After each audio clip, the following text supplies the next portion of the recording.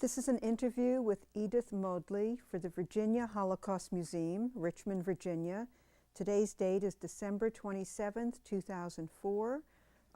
Location, the Virginia Holocaust Museum in Richmond. Interview is conducted by Donna Schatz. The videographer is Chuck Weitzenhofer. Okay, name and place of birth. It's Edith Modly, and the name of the city is Kalocsa, and it's in Hungary. How old are you now? 83. What's your birth date? October 15, 21. And what languages do you speak? Naturally Hungarian and German and a little bit of English. Edith, where were you living before the Holocaust began? Well, I grew up in the city where I was born, which is about 110 kilometers south of Budapest and next to the Danube. It was a small city. And what was the city like? It was about 150 Jewish families, and we really blend in. There was no restriction or anything before Hitler. For elementary school, I went to a Jewish school, and for the rest of my education was in a convent because there was no other schooling for girls, just that one. Did you encounter any anti-Semitism in the convent? Not before Hitler, no. And what kind of work did your parents do? My father was a businessman. Yeah. And is there anything special about the city? Is it famous for anything? One of the first, not matter, how you call it when they study the stars? Astronomy? Yeah, one of the first astronomy was a big Catholic city. They were Jesuits, and it was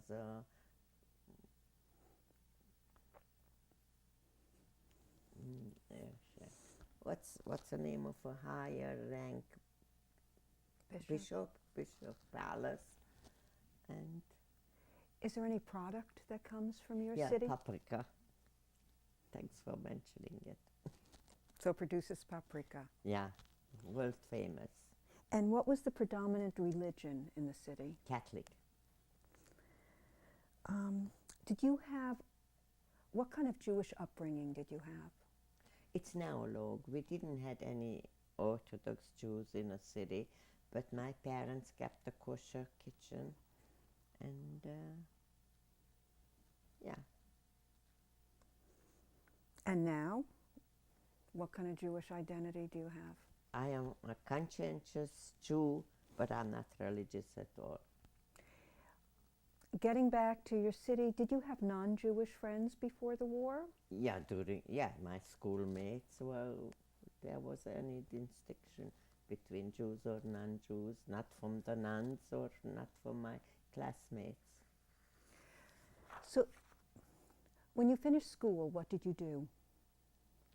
Shortly after I got married, I finished school in 39 June, and I met my husband the same year in November 1st. And the following, 2 years later, we got married. And where did you live? In Budapest after that, yeah. Was there anti-Semitism in Budapest?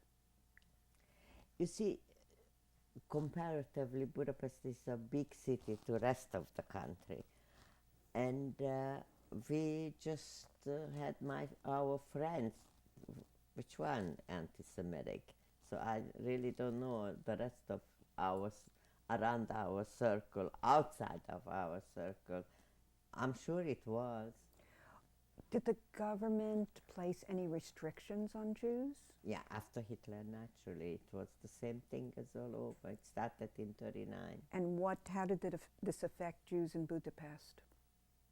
Restrictions? Well, you couldn't be a lawyer, you couldn't go to the university, you couldn't be a doctor, you cannot practice if you were a Jew or not treat non-Jews.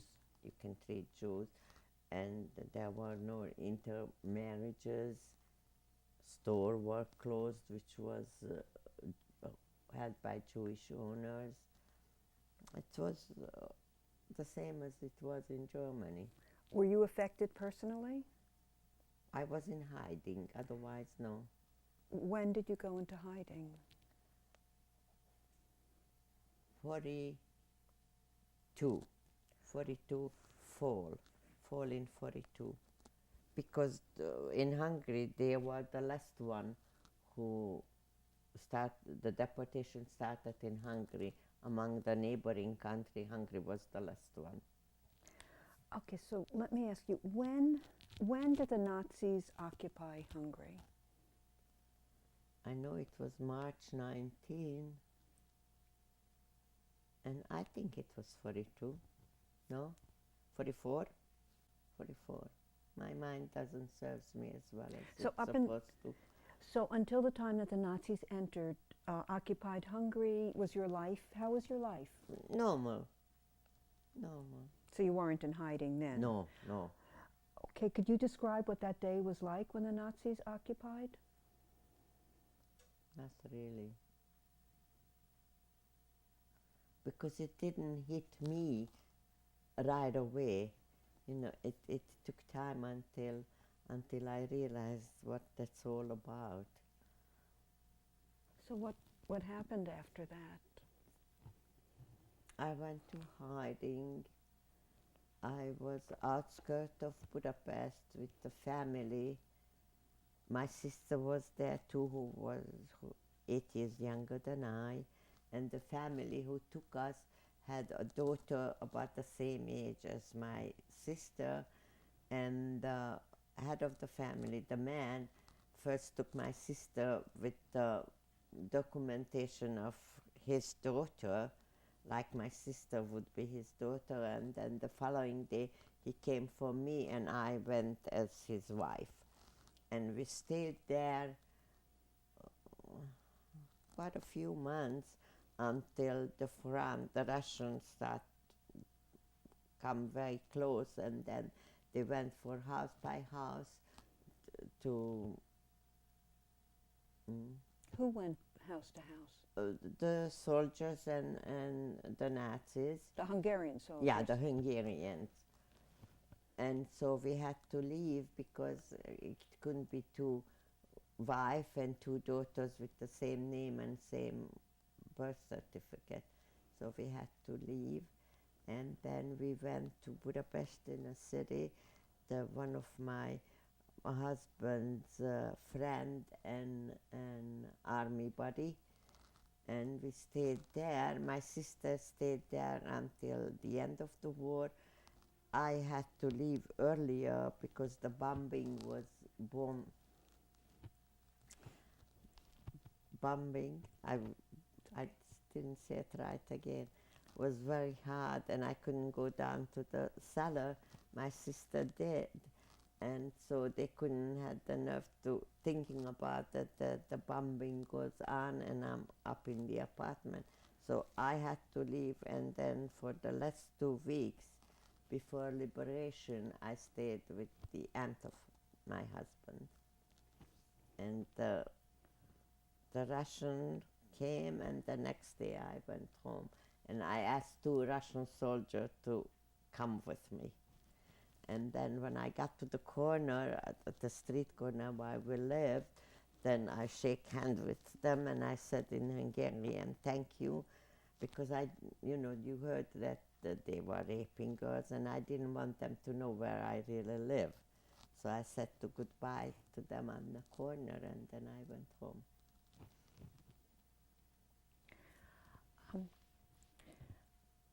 How old were you when you were in hiding?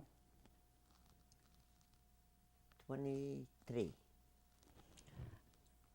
And could you tell something about the Hungarian fascists? There was a difference between the Hungarian fascists and the Germans, right?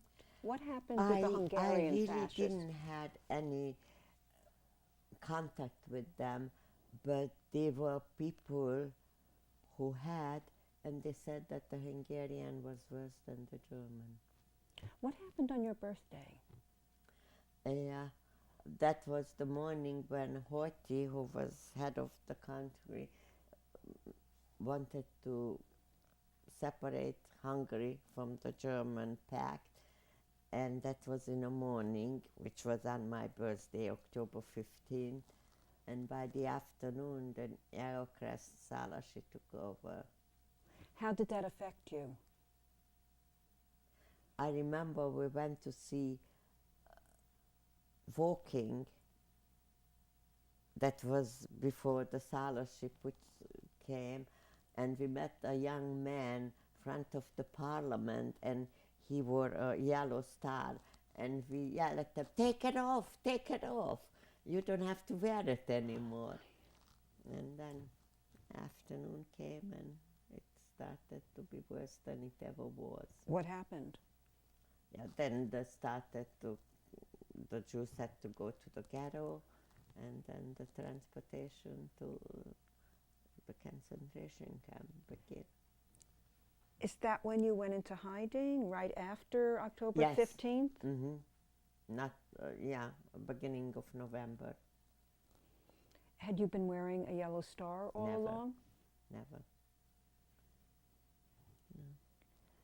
And let me... Because in a building, if I was an only Jew and nobody knew that I was a Jew. Yeah. To go back a little, before the Germans entered Hungary, what were you doing in the early 40s? Were you working? Yeah, I was a kindergarten teacher. Yeah. Okay. Okay. And where was your family at this time? Your parents? They were in Kalocsa, the city where I was born. Yeah. And what became of them? My mother and grandfather was in concentration camp, but luckily they went to Austria, and my grandfather was 80 years old and came home. He lived only 2 weeks after that, but still it's buried next to my grandmother, and if I go back to Hungary, I can go to a grave. And where was your husband at this time? It was in the so-called Navy in Hungary, which sounds funny because Hungary doesn't have a sea. Now, the people who helped you, who hid you, how did you know them? Who were these Through people? my husband. Yeah. The first couple was working for him. The second family was his mate in the Navy. And the third one was his aunt. And he made the contact, or you went to them personally? No, the first one he made the contact for me, and the second one I made because he was out of the country already. And so what was your state of mind at this time? That I will survive. I wasn't nervous. I was pretty sure that I will survive. After the liberation, what did you do? The next day I went back to the house where we used to live. I said that I asked two Russian soldiers to court me back because I didn't want to go by myself because you heard all kinds of stories what the Russian soldier did. So I figured that I better ask somebody to help me at the way home. It wasn't too far, but still. And you were there alone? Yes. Okay. Did Jews who had been deported, did you see people coming back to the city? Yeah, because after the first wave of Russian left and the things started to be so-called normalized, then the Joint had an office which used to be an orphanage, so it was a whole building, and that's where the coming back Jews had to go first, and they could sleep over if they didn't have anywhere to go, and I worked there in the office. And when did you learn what happened to your parents? When did you see them again?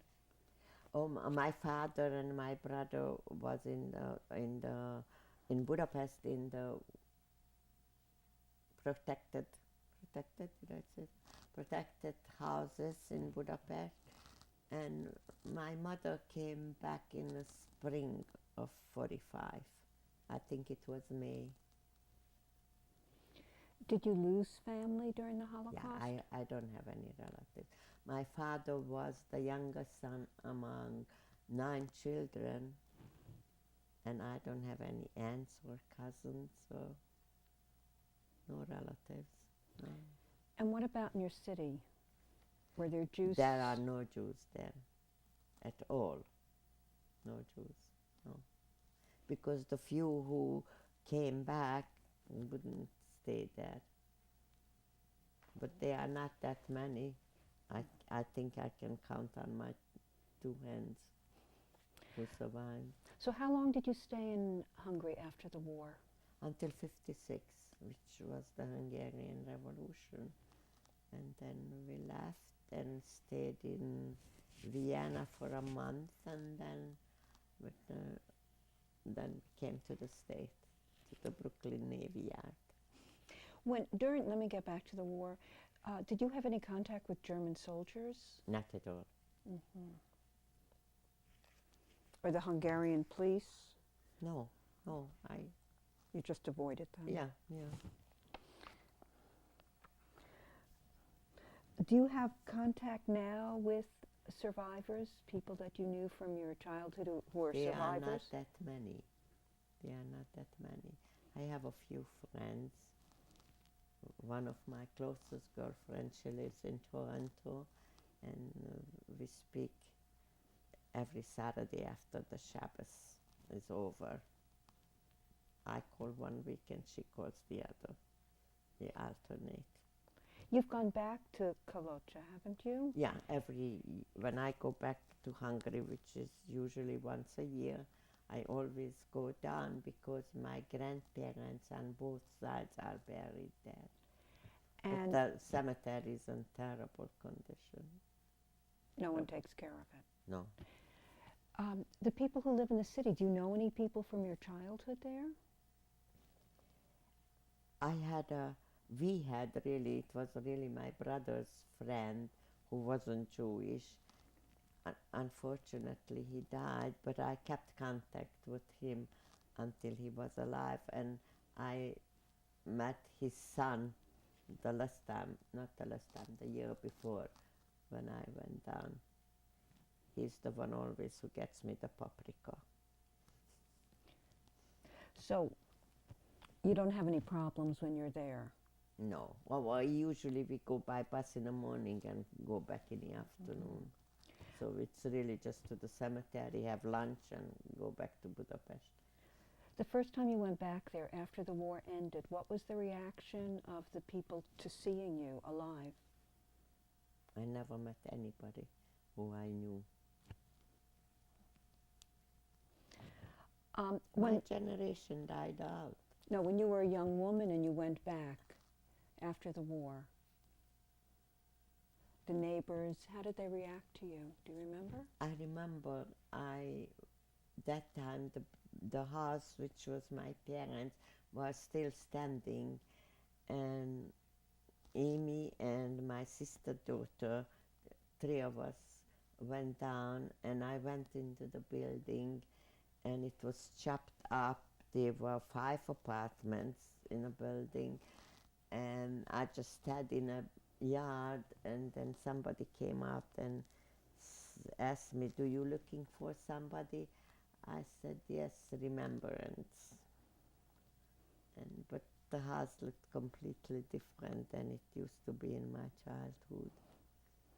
Now the building doesn't stay anymore. It's the next building, and my parents' house was demolished, and it's a 2 or 3 story high building there.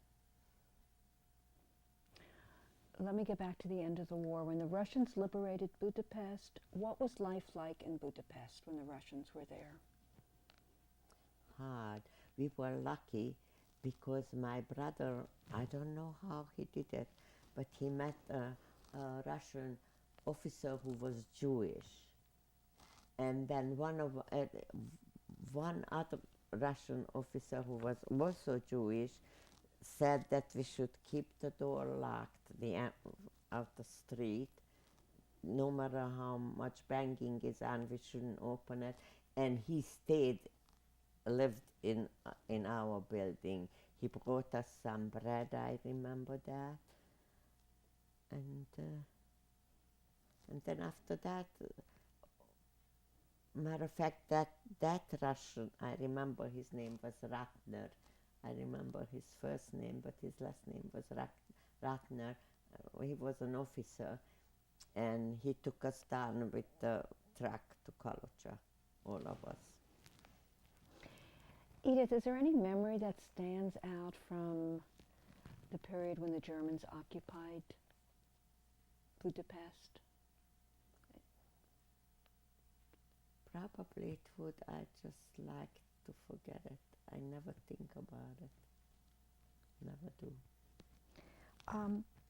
Do you see any dangers in America or any other part of the world that... About anti-Semitism? Mm-hmm. I guess it's well known, unfortunately, that it's all over the world. The skinheads, and look what's happening in Israel. I'm glad I'm not young anymore, and I feel sorry for the kids who have to grow up in this kind of the world. Won't be any better, it doesn't look like. Is there anything you want to add?